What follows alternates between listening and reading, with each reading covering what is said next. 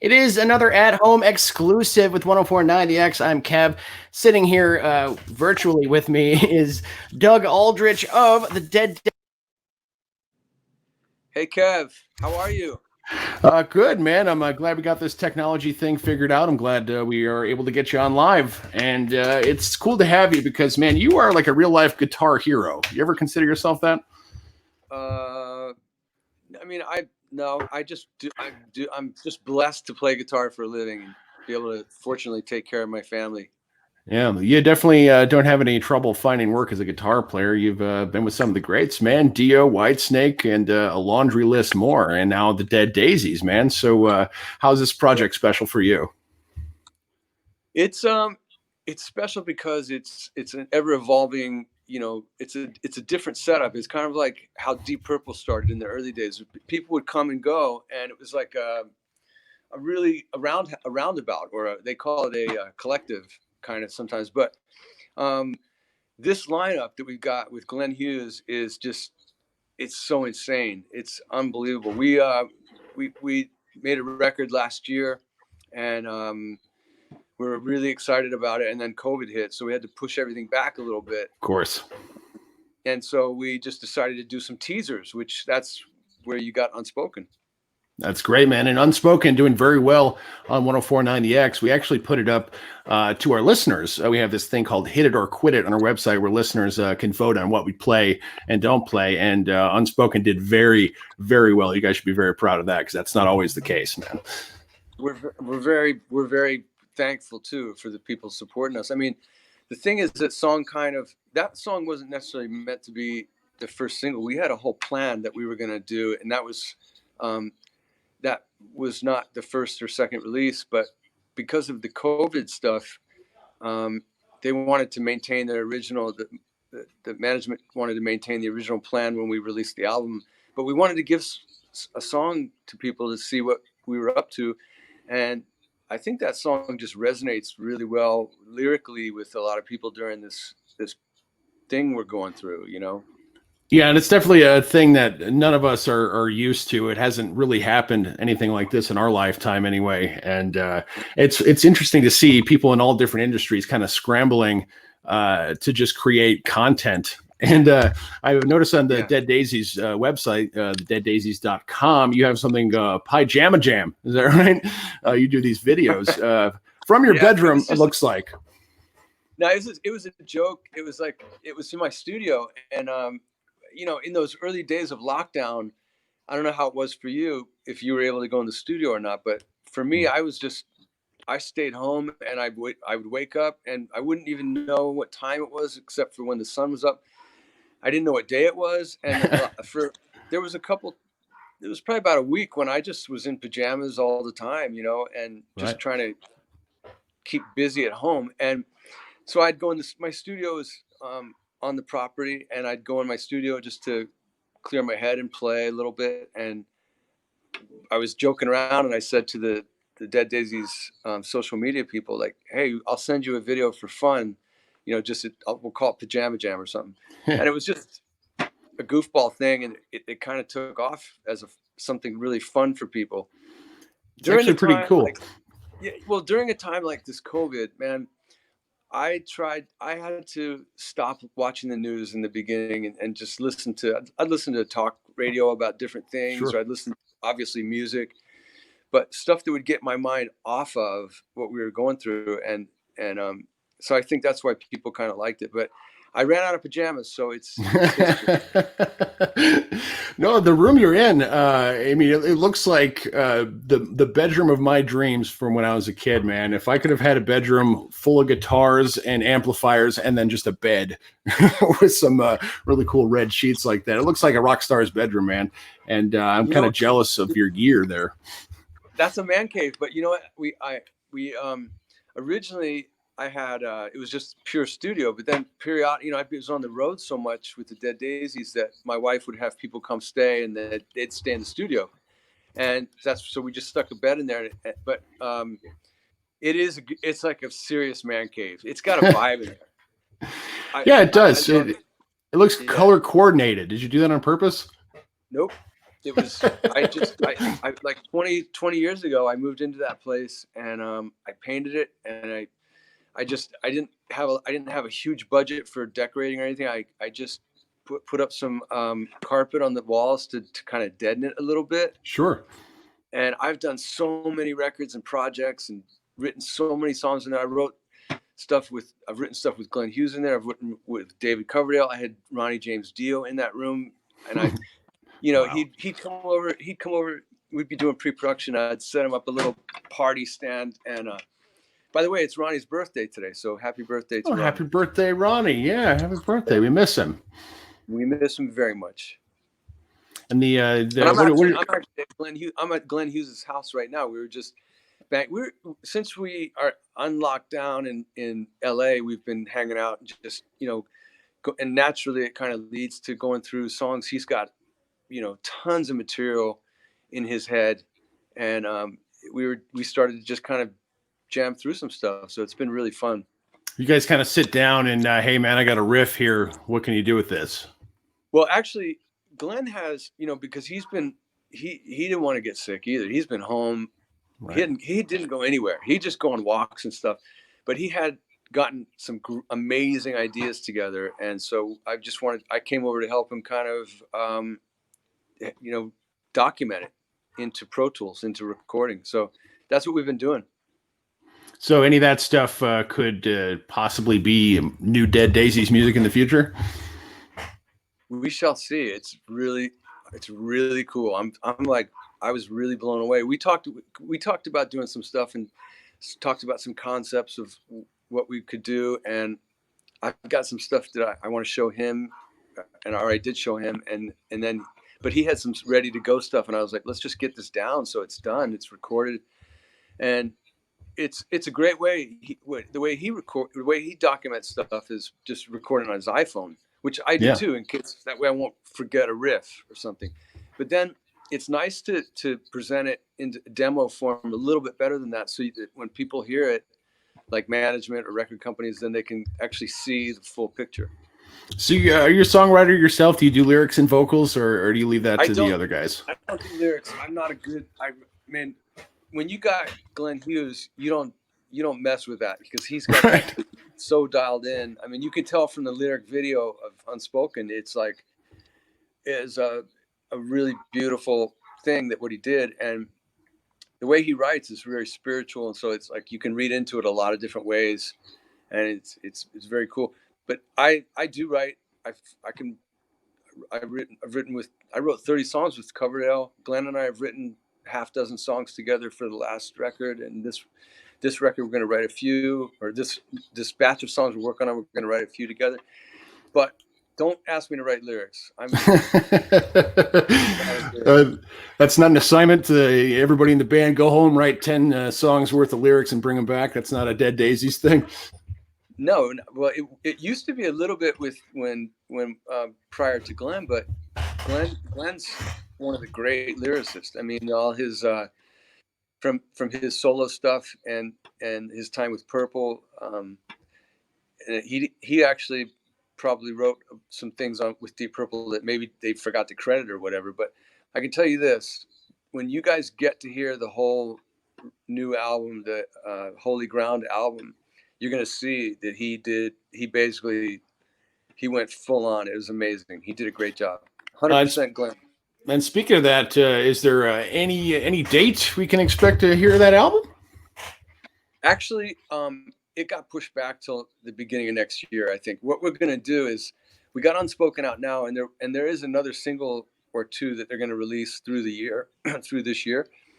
But I don't have exact dates or anything. But I know that we want the album to help promote the touring that we have. We have got at the moment some stuff starting in the early year, so we're hoping that'll happen, and the record will be out prior to that for sure.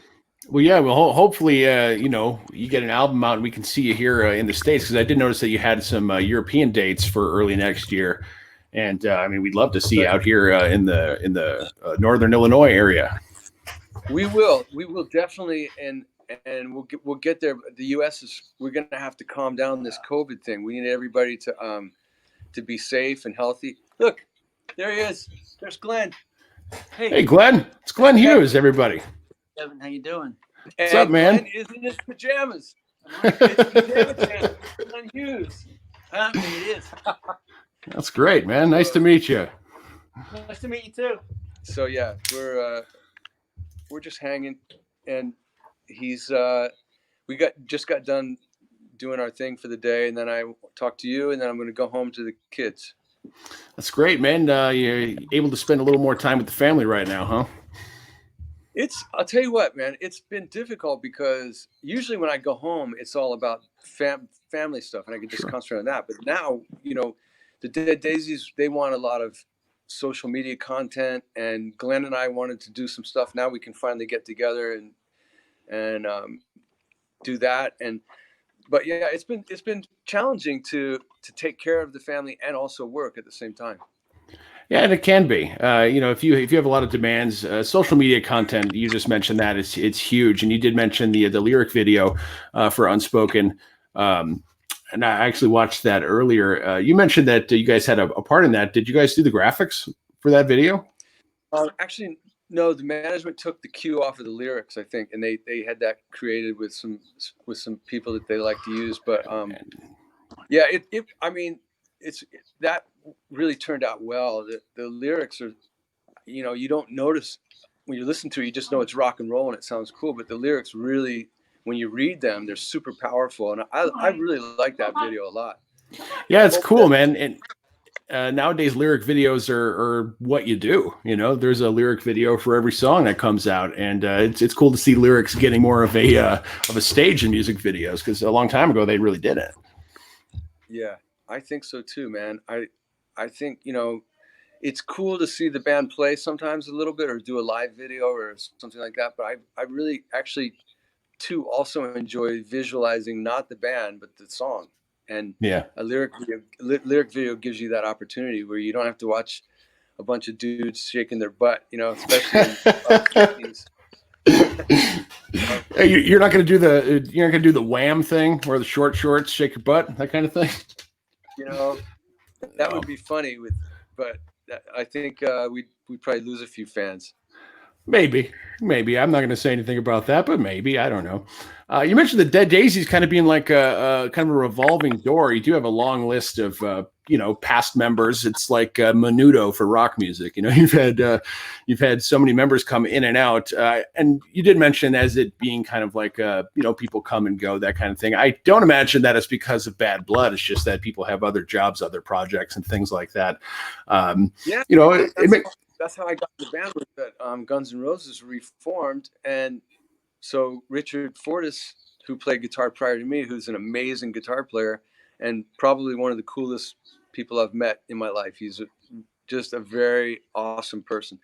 He recommended me for the job, and they called me, and I had worked with all these guys. They're all friends. Sure. At the time, it was Marco Mendoza and Brian Tishy, who I both had worked with both those guys in Whitesnake, and John Corabi I knew from when I was a kid. I met him in high school and in Philadelphia, and so then Brian wanted to do some other stuff, and Dean Castronovo said, "Hey man, if that gig ever opens up, I would love to do it." And so Dean came in and lifted the bar, and then John Corabi decided he wanted to go solo, and Glenn Hughes came in and he lifted. Everybody that comes in brings something fresh and new to it, and Glenn really just tore the roof off. When you hear the album, it's pretty remarkable, you know, because I never really paid as much attention to lyrics as I did now with this album, with this lineup.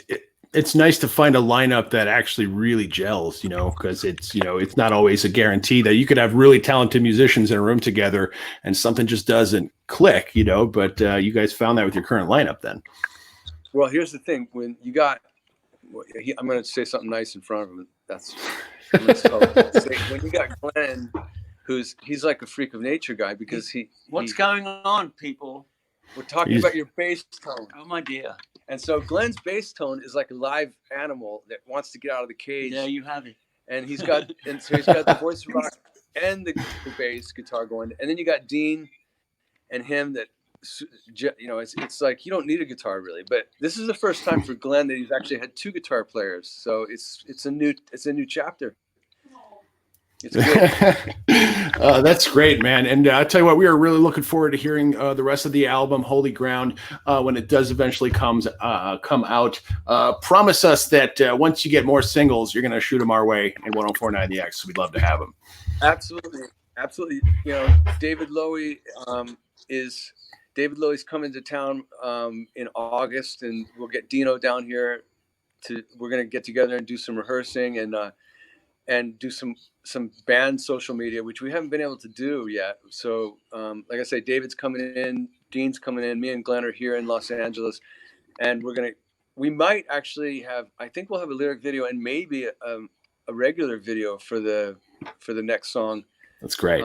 Also, you can be on the lookout for, we did some quarantine videos and different versions of some of our songs and a couple covers. And that's called the Lockdown Sessions. And that's going to be coming up pretty quick too. You'll hear about that. So check out deaddaisies.com for all updates and stuff. You will get more information than I have, actually. Great. I appreciate that. And you did mention David Lowy. If my Wikipedia skills serve me correctly, he is the one founding member of the band, right? He's been there all along. He's the leader and the founder. He basically put this thing together, and when he met Marco Mendoza, well, prior to that, he had Richard Fortus. So Richard Fortus was really the first guy, I think.